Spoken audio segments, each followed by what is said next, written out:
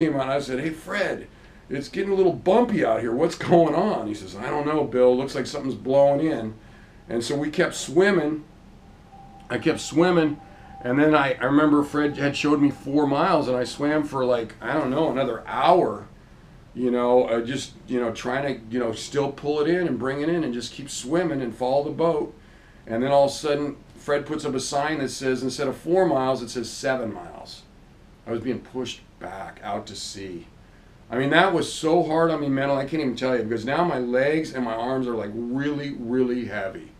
And I'm out to 7 miles, and this is when you're really tested mentally. It's like, what do you got? What are you made of? You're so tired, and you're so you're pretty beat up by being out there that long.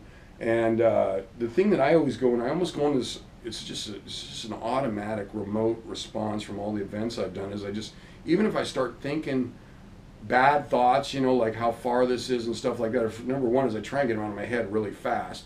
But number two is I just keep swimming. All that goes through my mind is just keep swimming, just keep swimming, just keep swimming. Believe it or not, this will eventually end. And and then I was so I just kept going, and I was just I didn't know how I would last 7 more miles, or I don't know. Fred was throwing numbers out there like 6 more hours. I didn't know how I was going to last. When the rough water hit, it really took a lot of my energy fighting those big swells. Like I said, we were just getting hammered with 4-foot swell after 4-foot swell after 4-foot swell, I didn't know how I would do it, but I just knew I wouldn't quit. And then all of a sudden, I remember I was looking up towards the end, and I'm seeing it, and all of a sudden, the boat was like in front of me, and then all of a sudden, it was gone. And I'm looking around, and I go, where did the boat go? And it's like 500 feet to my left towards England. It's hard to tell what's, where you're going out there, but I knew that didn't look right. And I knew one thing, though, I better follow that big boat. You ever see that movie, the Perfect Storm, where the guy's out there in the middle of nowhere? Is like, oh, I don't want to be that guy. So I chased down the boat, and then Fred told me, he says, Bill, he goes, we're going nowhere. He goes, you're making no headway, zero. And I said, and I asked him, I was treading water, and I asked him if he thought I could outlast it. Could I outlast it? Even though as tired as it was and everything, I mean, I know how bad it is for me to quit out here and not be able to make it. And so I was going to give it absolutely everything I had. They were putting up signs like Jackie Corbell out here from this area had lasted 28 hours and 45 minutes. My God, I mean, my hat is off to her. That is so amazing to me. And they just said, she was putting up the sign that Jackie lasted 29 hours. And I thought, if Jackie lasts 29 hours, I sure as hell could last one more half hour. And that's all I would do. I was just chunking it down to last another half hour, last another half hour to another feeding, last a half hour to another feeding, just make another half hour. The amount was just overwhelming if I started thinking, how it was going backwards.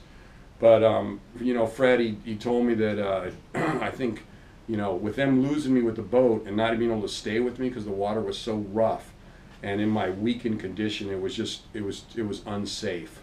And the part of me that really wanted to fight on and do stuff, but at the time we were aiming towards England, and so when he said that you had to pull it up, that it's just not happening this time, Bill, it's too rough, and I had to agree with him on it. I mean, it was crazy at that point, and I was going the wrong way. But yeah, so that was it. He called it, and I think he did a good job on calling it. And I was really, really proud of our team's efforts.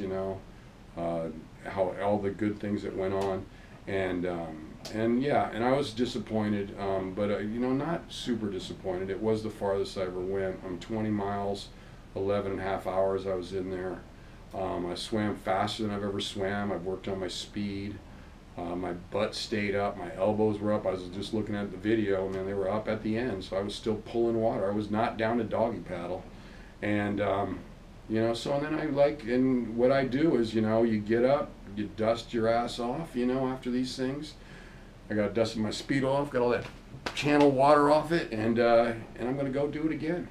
When I get back, I'll be trying to figure out if I can get a window out there next year, and I'm going to try it again because this one was super close. And what I'll work on this time is more long swims, even getting out there longer than 10 hours. I mean, if I got to last 20 hours, I got to get longer swims in, and I need some more rougher conditions. And I just got to get myself set up so that if I'm out there and I'm in those conditions, that if I got to hold on for 3 or 4 hours and swim in place, I want to be able to do it. I want to look fresh as a daisy, even if I'm out there, you know, in my 13th, 14th hour with these things just hammering me.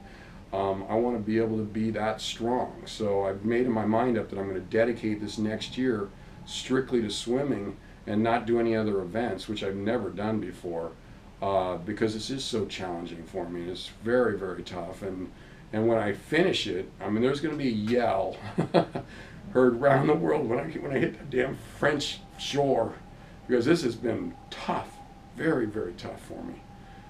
Anyway, I just want to thank you guys very much, and for your support, all that support out there, and all the nice emails and Twitters and Facebooks that came in afterwards, and I really appreciate it. Thank you very much.